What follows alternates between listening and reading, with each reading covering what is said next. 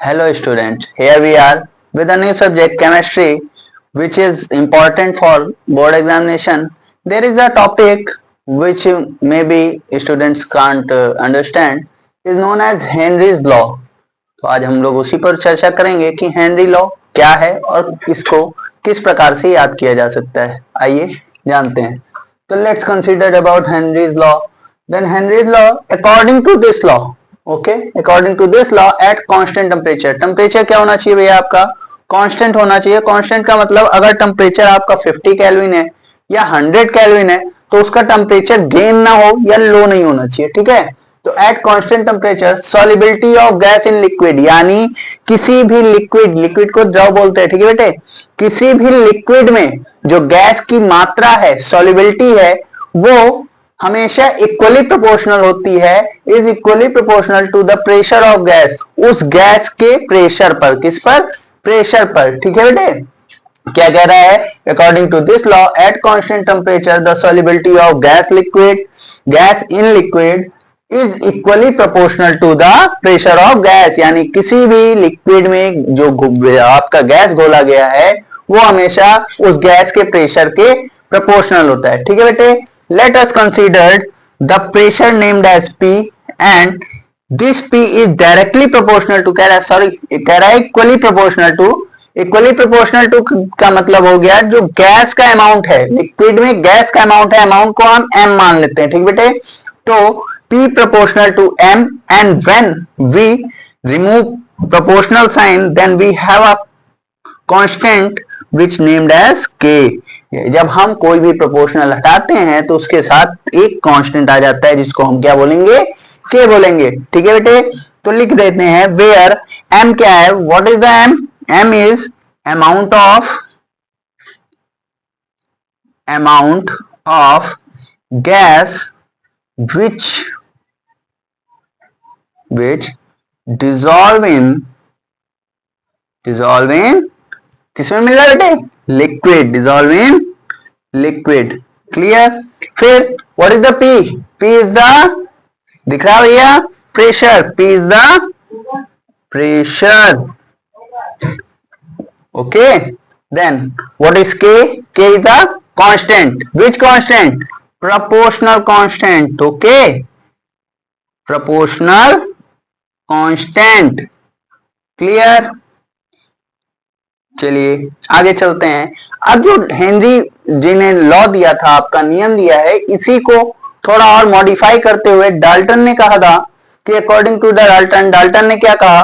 The partial pressure of gas, जब gas को सॉल्युबेट कर रहे हैं, मिला रहे हैं, तो जो उसका प्रेशर होता है, partial pressure in position of vapour, यानी जब गैस वेपर के फॉर्म में हो, वेपर का मतलब होता है कि लिक्विड से जस्ट कन्वर्ट हुआ हो गैस में, ठीक है, तो is equally proportional to the mole fraction of gas. तो जो वेपर फॉर्म में अगर गैस है उसका पार्शियल प्रेशर हमेशा इक्वली प्रोपोर्शनल होता है उसके मोल फ्रैक्शन पे। किसके मोल फ्रैक्शन पे? गैस के मोल फ्रैक्शन पे, ठीक है। अब इसका मतलब ये हो गया कि आपका क्या कह रहा है? पार्शियली प्रेशर, फिर पी होगा, मोल फ्रैक्शन को बेटे डिनोट करते हैं एक्स से। किससे? एक्स से, ठीक। तो प्रोपोर्शनल हटेगा, आपको पता है प्रोपोर्शनल हटने पे एक कांस्टेंट लगता है के, और क्योंकि ये लॉ आपका हेनरी के लॉ के बाद आया है, इसलिए यहां पे कांस्टेंट किसका लेंगे? हेनरी का, ठीक है। तो P इक्वल टू के एच एक्स, क्लियर। एक्स क्या है?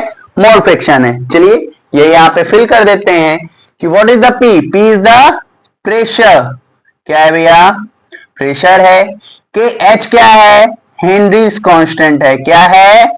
Henrys constant, clear. And what is the x? X is mole fraction, clear. Let us consider about limitations of Henry's law. Henry's law की limitations हैं, कहां तक work करता है, कहां तक लिमिटेशन है कि हेनरीज लॉ को फॉलो करने के लिए प्रेशर नेवर गोना हाई, यानी प्रेशर कभी भी बढ़ना या बहुत ज्यादा बढ़ा हुआ नहीं होना चाहिए। फिर बात करते हैं सेकंड है टेम्परेचर कांट बी लेस, जो इसका ताप है, हमने बताया था कि ताप हमेशा क्या होना चाहिए? कांस्टेंट होना चाहिए। लेकिन कांस्टेंट का मतलब ये भी नहीं है कि अगर 50 की 50 पर वो वेपर फॉर्म में कन्वर्ट हो रहा है तो उससे भी नीचे कर दिया जाए, ठीक है। तो हम दे दें कांट बी लेस, बहुत कम भी नहीं होना चाहिए। फिर gas should be dissolve in low amount in solvent, gas जो मिला होना चाहिए लिक्विड में या जो भी सॉल्वेंट है उसमें वो बहुत थोड़ी मात्रा में मिला होना चाहिए, तभी उसकी एग्जैक्ट वैल्यू आपको पता चलेगी। फिर उसके एप्लीकेशंस के बारे में जानते हैं।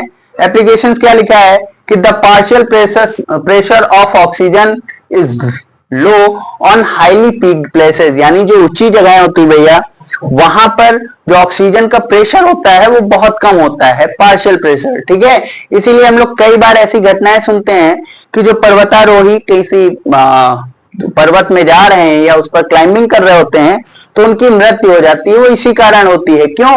क्योंकि ऐसे स्थानों पर उनके पूरे शरीर में बेटे ब्लड के क्लॉट्स आ जाते हैं, मतलब खून के थक्के जम जाते हैं, ठीक है। तो वही लिखा है कि the partial pressure of oxygen is low on highly peak place, so the people and climbers are feeling weak in those places. तो वहां पर जो लोग जाते हैं या जो क्लाइंबर्स जाते हैं वो अपने आप को कमजोर महसूस करते हैं। एंड दे हैव डिसीज, और उन्हें एक बीमारी होती है, कौन सी बेटे? Named as anoxia. क्या नाम है उस बीमारी का? एनॉक्सिया। क्लियर? यानी किसी भी हाईली प्लेस पर जब जाओगे तो वहां पार्शियल प्रेशर ऑक्सीजन का कम होता है, इसी कारण हमें एक बीमारी का खतरा रहता है जिसका नाम है एनॉक्सिया। फिर सेकंड लिखा है for increasing the solubility of CO2 in soda water and cold drinks. क्या होता है बेटे, कभी भी कोल्ड ड्रिंक्स वगैरह खरीदिए तो उसमें लेवल में पीछे लिखा होता है CO2, ठीक है, कार्बोनेट। तो फॉर इंक्रीजिंग द सॉल्युबिलिटी, इसकी सॉल्युबिलिटी को बढ़ाने के लिए बेटे कार्बोनेट की वजह से ही जो आपका कोल्ड ड्रिंक्स वगैरह है उसमें झाग वगैरह निकलती है जिससे आपको एंजॉयमेंट मिलती है। तो उसी के सॉल्युबिलिटी को बढ़ाने के लिए क्या करते हैं हम लोग? दे आर यानी दे कौन से, मतलब cold drinks and soda water are closed at high pressure, इनको हाई प्रेशर पे बंद किया जाता है, यानी उच्च दाब पर इसको बंद करते हैं। उम्मीद करता हूं आपको हेनरीज लॉ समझ में आया होगा, और यदि इस पर कोई दिक्कत हो, परेशानी हो तो कमेंट करें हमें और हमारे चैनल को सब्सक्राइब करें। जय हिंद।